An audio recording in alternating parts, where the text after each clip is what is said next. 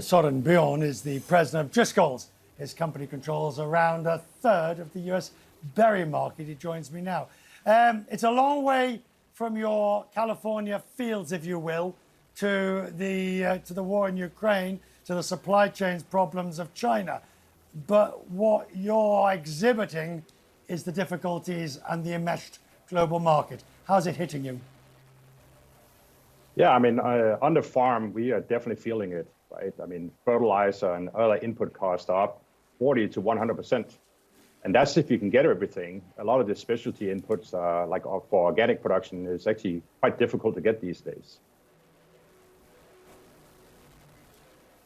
If we take fertilizer, for example, where Ukraine is a large producer of the necessary components, and you look at just the simple logistics of getting exports out and around the world, what do you need most from government now? Yeah, I mean, I think we need to make sure we have alternative sources of supply, right? And so anything we can do to ease up supply chain constraints.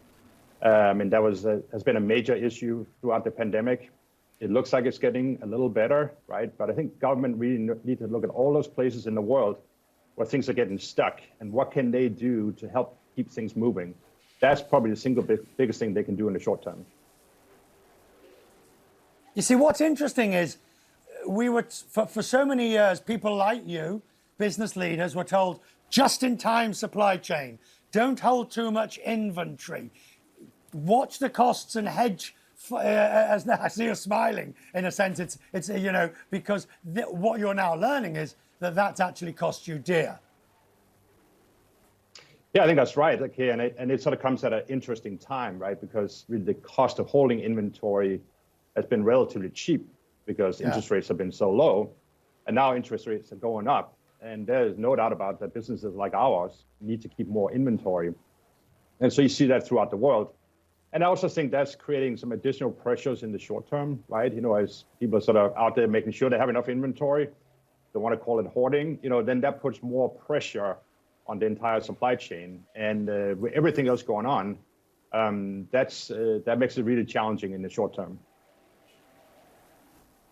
What do you believe is the price elasticity of your various berries and fruits? You know, which is sort of a posh way of saying how much inflation, price rises can you shove on before people will stop buying?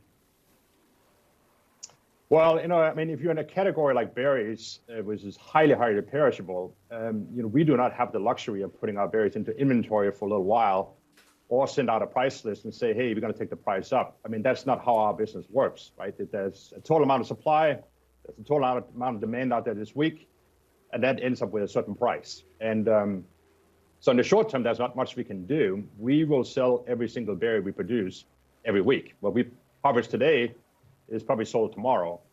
And so in the short term, there's not that much we can do. The most important thing we can do in our category is to keep the demand high. And so berries is not something where you can take out a little bit of quality and lower the cost, then the demand will really fall off. So our strategy is the opposite, is keep pushing quality up and demand will stay good. So, and related to that, I mean, I'm just thinking, you know, you've got an issue with migrant workers and getting people to pick the stuff. You've got now an issue with supply chain.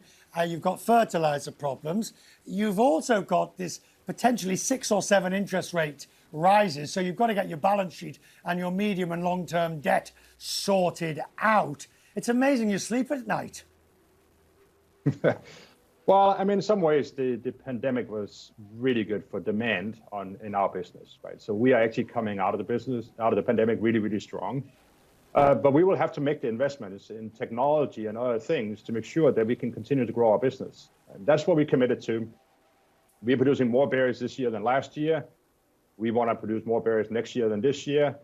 And that's what we committed to. But investments in technology is going to be a critical component to make that happen. Right. Soren, thank you. I think I've said before to you on this program, your blueberries grace my breakfast table on a regular basis. Delicious out of the freezer. Thank you, sir. I'm grateful. Thank you. Thank you, Richard. Now,